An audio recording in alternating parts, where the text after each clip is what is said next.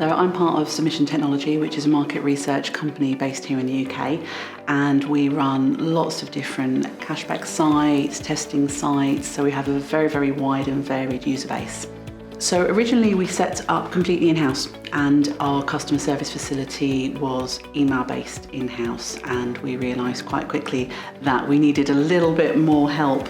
So about 3 years ago we introduced Freshdesk, which we've been using since then, and at the moment that's the only product that we have. I'm definitely going to be recommending that we take on several other products as well, because we can definitely use them within our company to help our users and streamline everything for them.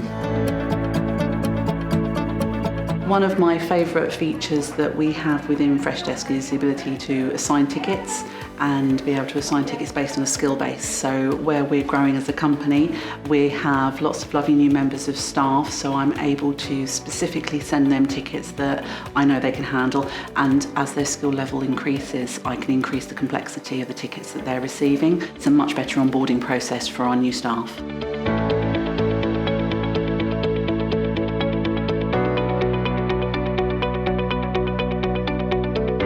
I hit refresh with Freshworks.